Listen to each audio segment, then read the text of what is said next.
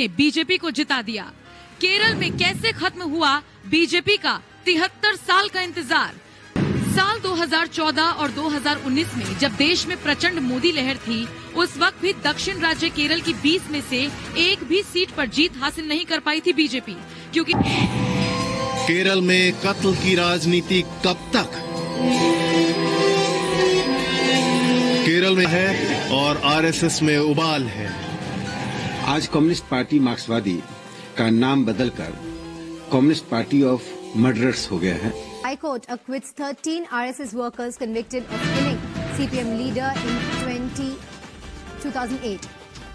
The High Court turned down the trial court order and has acquitted 13 RSS workers. The court made striking observations, saying it's a classic case of political rivalry stoking fire. Prosecution, where police say an RSS worker has been hacked to death in the Thrissur district today. Police say the murdered RSS worker, who is now being identified as Anand, was an accused suspect in the murder of a CPM worker 4 years ago. Also sustained serious injuries who tried to stop the attack. He is currently undergoing treatment. Allegedly, a rift between CPIM and RSS workers over a local temple festival led to the attack and murder. Worker died in police custody. RSS worker alleged that the cops killed this worker. चर्चा आज पूरे देश में है। कत्ल का आरोप PFI के पॉलिटिकल विंग के कार्यकर्ताओं पर लगा है। आरएसएस कार्यकर्ता की हत्या क्यों हुई, इसकी पूरी डिटेल रिपोर्ट हमारे संवाददाता टी राघवन ने भेजी। दूर में संघ के एक कार्यकर्ता पर जानलेवा हमला हुआ है। बताया जा रहा है कि 30 लोगों के एक झुंड ने, 30 लोगों की एक भीड़ ने आकर इस आरएसएस कार्यकर्ता पर हमला किया और सुगेश नाम के इस कार्यकर्ता की हालत गंभीर है। उसे अस्पताल में भर्ती कराया गया है।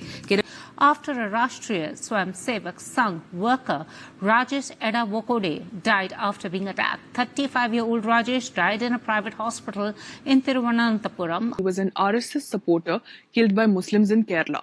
This worker was hacked to death in front of his wife in Kerala's Palakkad district. This worker has been stabbed to death in Kerala's Palakkad district.